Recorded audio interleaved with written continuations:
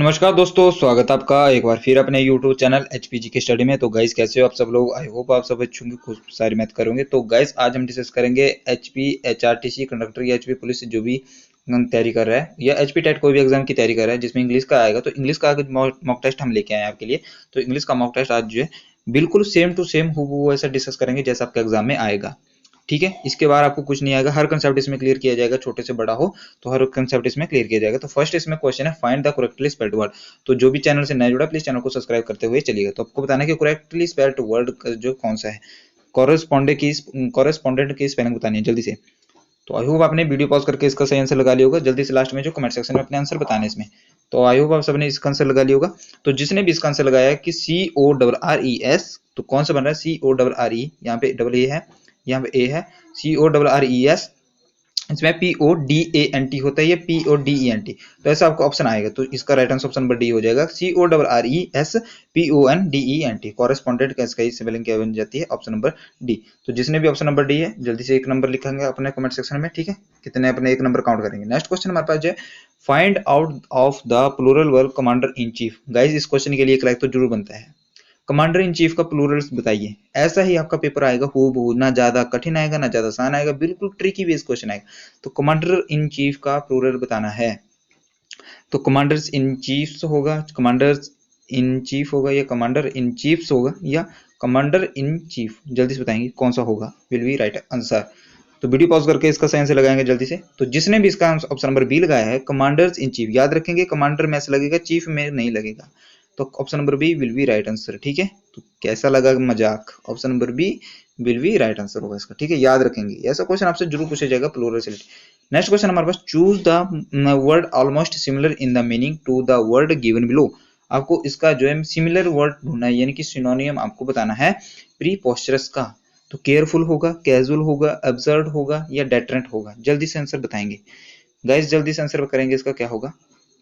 तो गाइस इसका सही आंसर प्रीपोस्चरस का मीनिंग क्या होता है, इलॉजिकल। कोई भी चीज जो है इलॉजिकल होगी। ठीक है, तो सही आंसर क्या हो जाएगा, अब्सर्ड इसका सही आंसर हो जाएगा, यानी इलॉजिकल बेतुका।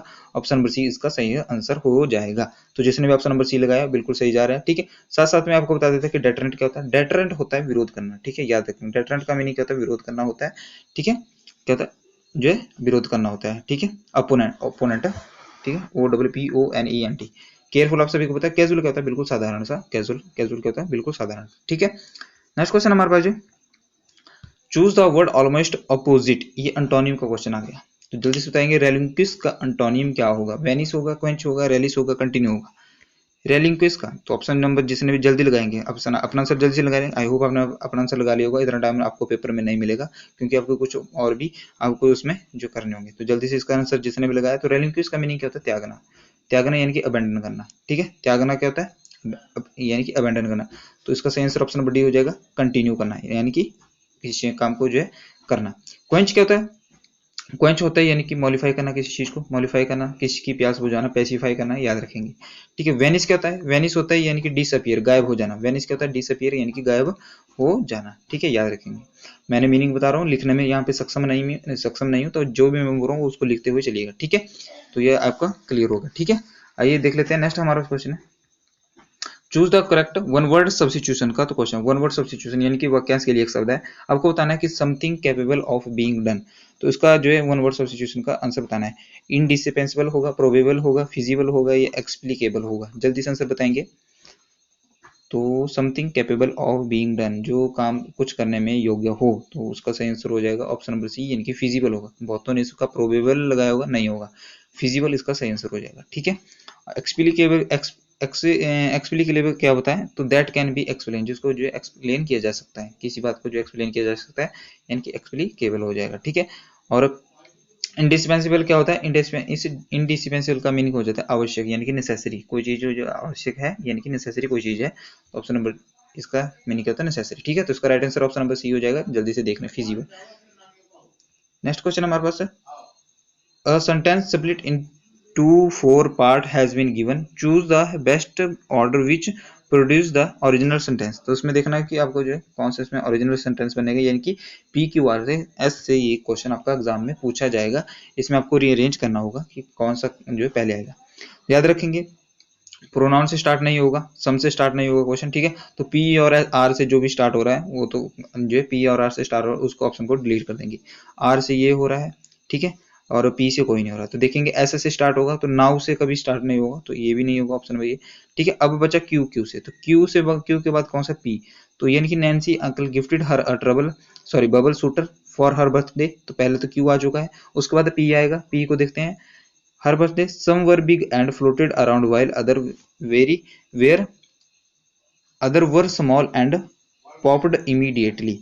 तो ये नहीं आएगा। उसके बाद क्या आएगा, नैन्सी अंकल गिफ्टेड हर अंकल बबल शूटर, उस नैन्सी को गिफ्ट दिया गया अंकल के द्वारा, तो उसके बाद उसने क्या किया, उसको एक एक करके जो उसने उनको फुलाना शुरू कर दिया, ठीक है। तो उसका right answer option number D हो जाएगा, क्यू एस पी आर, ठीक है, याद रखिए। नेक्स्ट क्वेश्चन गाइस हमारे पास जो है, choose the most appropriate answer in the fill in the blanks.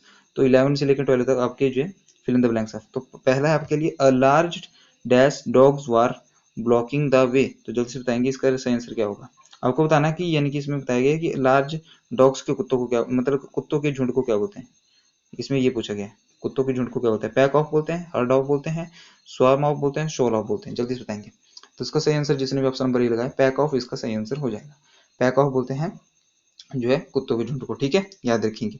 Heard किसको बोलते हैं, हर्ड के बोलते हैं एनिमल के झुंडों को, ठीक है, जिसमें स्वार्म किसको बोलते हैं, स्वार्म होता है यानी कि मधुमक्खी, बीज, बीज की जो जहाँ पे बीज के झुंड को क्या बोलते हैं, स्वार्म बोलते हैं। और सोल किसको बोलते हैं, फिश के झुंड को बोलते हैं शोल, याद रखें, ठीक है। तो मैं क्वेश्चन का भी पोस्टमार्टम करते हुए चलूंगा।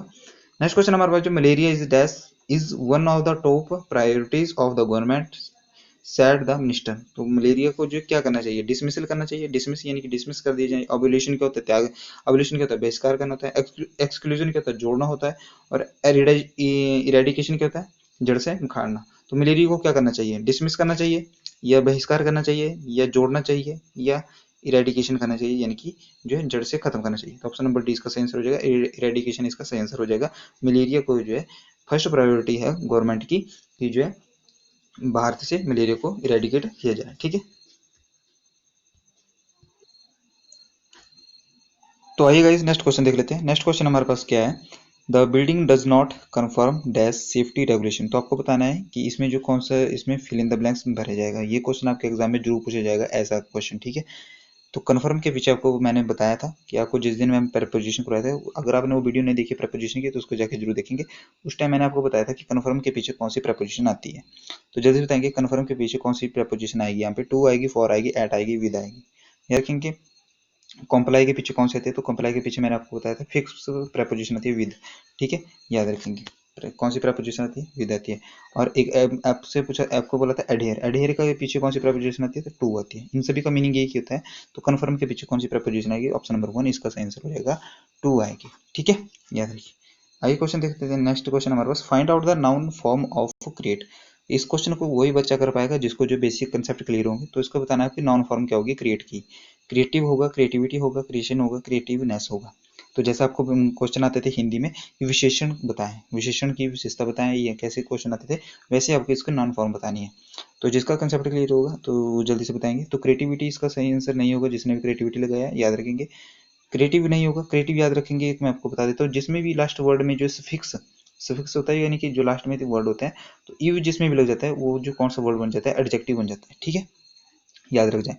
और जहाँ पे भी डबल एल वाई हो जाता है, double L Y double L Y तो एडवर्ब हो जाता है, ठीक है। तो उसका राइट आंसर क्या हो जाता है, नॉन फॉर्म क्या हो जाता है इसका, तो नॉन फॉर्म हो जाता है इसका क्रिएशन, इसका सही आंसर ऑप्शन नंबर सी इसका सही आंसर हो जाएगा। क्रिएट का नॉन फॉर्म क्या हो जाता है, क्रिएशन।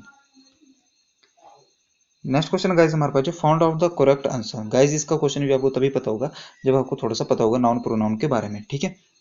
तो आपको बताना है कि जो अंडरलाइन किया गया है वो क्या चीज है, ठीक है। इसमें वेल क्या बता रहा है और यहाँ पे वेल क्या बता रहा है। बोथ वेल आर एडवर्ब है, ये एडवर्ब और पहली एडवर्ब है, ये दूसरा एडजेक्टिव है, ये फर्स्ट एडवर्ब है, या सेकंड क्या प्रोनाउन है, ये फर्स्ट एडजेक्टिव है, सेकंड एंड एडवर्ब है। जल्दी बताएंगे क्या है। तो आपको इसकी थोड़ी सी आपको जानकारी होना चाहिए, याद रखेंगे। डन क्या है, डन आपको पता है क्या है, जो वर्ब है, ठीक है। और वर्ब की विशेषता कौन बताता है, एडवर्ब बताता है, ठीक है। वर्ब की विशेष क्या बता रहा है, वेल बता रहा है ना। तो इसकी विशेषता कौन बता रहा है, वेल, वेल बता रहा है, यानी कि डन को कौन क्वालिफाई कर रहा है, वेल कर रहा है।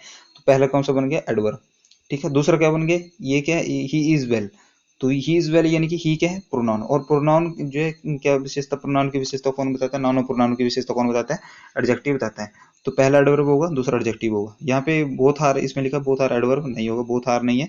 तो फर्स्ट वेल एडवर्ब यानी कि पहला एडवर्ब है, सही है। और दूसरा सेकंड क्या है, एडजेक्टिव, तो एडजेक्टिव सही है। ठीक है, सही आ गया, समझ आ गया आपको कैसे करेंगे इसको।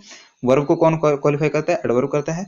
और जो नाउन और प्रोनाउन को कौन क्वालिफाई करता है, जो है एडजेक्टिव करता है। ठीक है, याद रखेंगे जो चीज मैं बता रहा हूँ गाइस, वो आपको काम आएगी पेपर में। ठीक है, हल्के में मत लेना। नेक्स्ट क्वेश्चन है, spot the Irenaeus part of any in the following sentences, question number 16 and 17।